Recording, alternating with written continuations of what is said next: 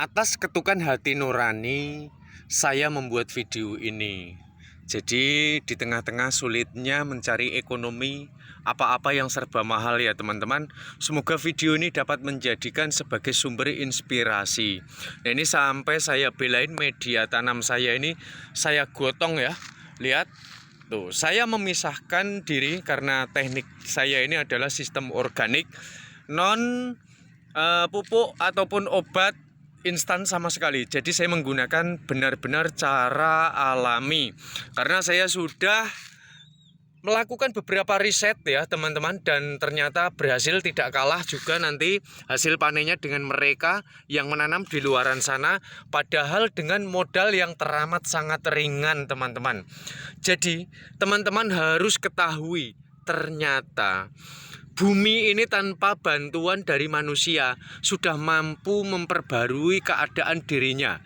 Jadi struktur dirinya yang rusak mampu dia benahi dengan cara ketika bumi ini gundul, habis dipaculi atau bumi ini gersang, maka stres berlebihnya muncul sehingga sifat alamiahnya ini memunculkan gulma-gulma atau rumput teman-teman.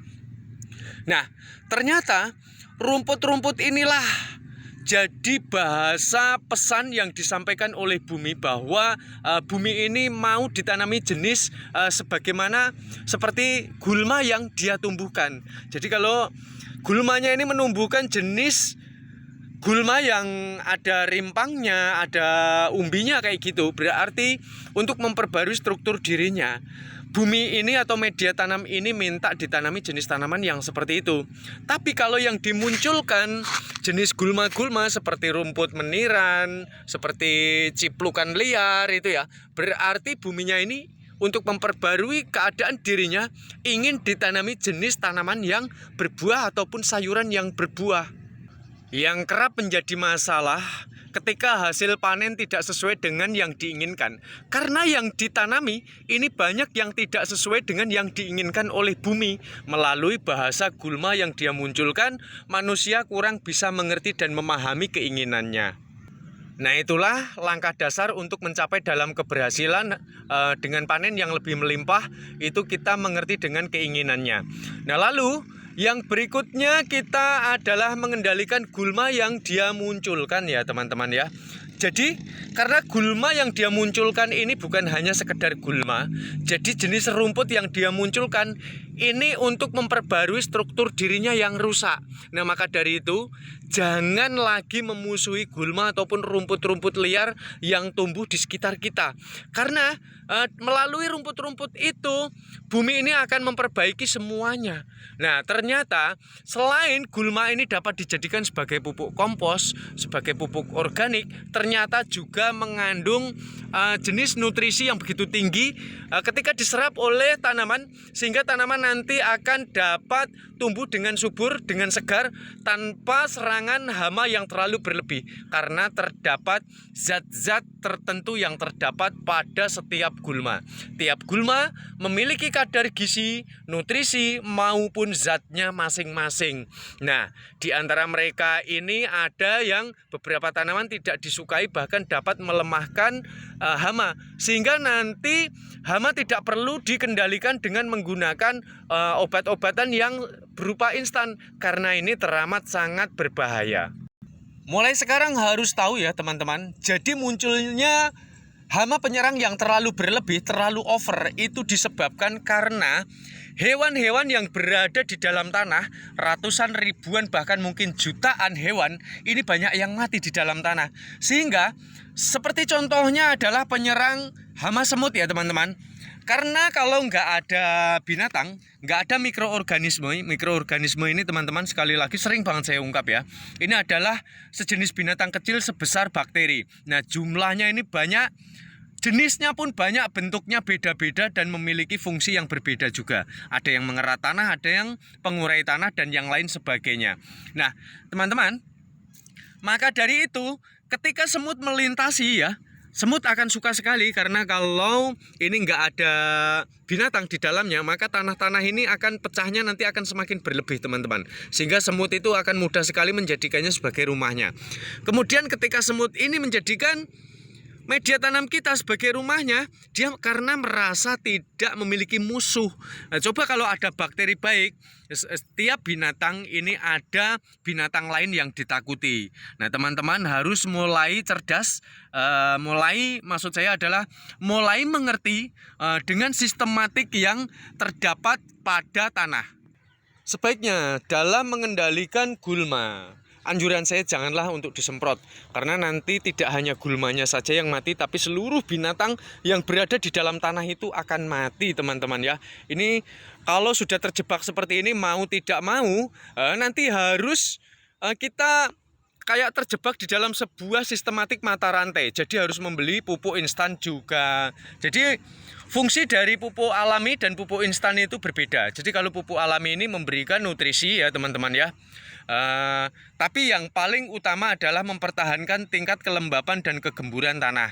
Setelah itu dia akan memberikan nutrisi dan memberikan perlindungan dari zat-zatnya tertentu untuk perlindungan maupun untuk kesuburan bagi seluruh tanaman. Jadi ada pertanyaan ke saya, Bang, saya menggunakan cara alami hasil panennya tidak bisa bagus. Jawabannya seperti ini untuk menjawab teman kemarin yang berada di kolom komentar ya. Dikarenakan jadi media tanam yang berada di luaran sana ini sudah terkontaminasi oleh benda-benda yang serba instan. Keadaan struktur tanah ini tanpa dihuni atau minim dengan penghuninya. Jadi binatang-binatang banyak yang mati, bakteri banyak yang mati, itulah yang menyebabkan maka perkondisian dalam seperti itu untuk menyelaraskan supaya tanahnya ini normal kembali, dilakukan pemberian pupuk kompos teman-teman. Jadi mulai sekarang wajib tahu takarannya. Penggunaan pupuk kompos bertujuan untuk mengembalikan struktur tanah yang rusak atau memperbaikinya, sehingga jumlah pupuk kompos ini tidak boleh lebih banyak daripada jumlah tanahnya.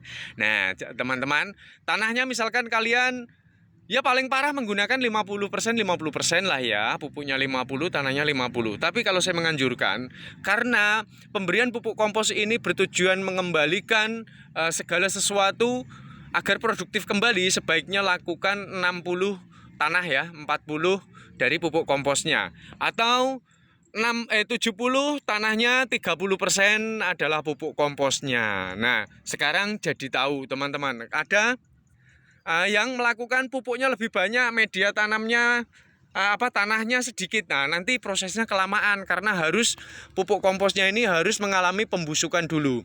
Jadi baru nanti bisa ditanami. Lalu teman-teman harus tahu juga apa sih penyebabnya pupuk kompos yang baru dibuat. Nah ini ya, ketika langsung ditanami tidak dapat tumbuh secara cepat ataupun langsung subur, malah daunnya menguning bahkan ada yang mati. Nah jadi gini teman-teman, karena untuk menciptakan unsur hara ini mengalami perubahan pada pupuk kompos ataupun media tanam kita yang sudah pupuk kompos yang sudah kita satukan. Kalau kita tanami langsung ya, makanya ini saya leraikan dulu, nggak saya tanami dulu biar nanti gulmanya bisa tumbuh, kemudian memunculkan gulma apa baru nanti saya tanami sejenis dengan yang diinginkan oleh tanah dengan melihat gulmanya. Nah teman-teman, maka kita harus melakukan penyiraman sebelum kita menanaminya. Dilakukan penyiraman karena yang butuh cairan itu bukan hanya tanaman saja, bukan hanya manusia saja, tapi binatang juga membutuhkan cairan di dalam tanah karena dia mengalami stres berlebih ketika kita sedang mencampurkan pupuk komposnya, mengalami perubahan fisik ya, sehingga produktivitas ataupun aktivitasnya masih belum selaras. Maka bahasa sederhananya dileraikan dahulu tanahnya. Nah ini bahasa sederhananya seperti itu. Tapi ada sebetulnya penjelasan ilmiah kenapa harus dileraikan ya karena hal tersebut. Jadi supaya produktivitas, tingkat stres dari bakteri baik pengurai ataupun pengerat ini supaya dia merasa nyaman dulu beradaptasi dengan lingkungannya yang baru. Ketika sudah itu maka kita dengan sistem penyiraman ini akan memberikan keuntungan yang besar. Karena juga selain itu Media tanam kita ini juga membutuhkan bantuan asupan dari cairan air itu sendiri. Jadi atas siraman air itu dapat membuat gembur keadaan sehingga nanti bakteri pengurai ini akan lebih mudah untuk merambat ke sana dan kemari, produktivitas berkembang biak, akhirnya tercipta unsur hara. Nah, setelah itu baru kita lakukan sebuah penanaman. Nah, teman-teman, kalau mau menjadikan gulma ataupun rumput sebagai pupuk alaminya sampai masa panen, ini tidak perlu melakukan pemupukan ulang lagi. Nah, ini luar biasa kan? Dan ini teramat sangat menguntungkan bagi para petani. Jadi mulai sekarang teman-teman harus tahu ya, ini saya angkat di atas ini. Saya bela-belain teman-teman. Banyak sekali saya mengangkat seperti ini ya. Jadi karena saya tidak ingin terkontaminasi. Jadi yang sudah terlanjur terkena, karena mengobati ini lebih sulit daripada mencegah teman-teman ya. Ini sudah terindikasi ya, saya harus menjalani prosesnya. Nah, ini penanaman yang kedua, ini sudah lebih subur.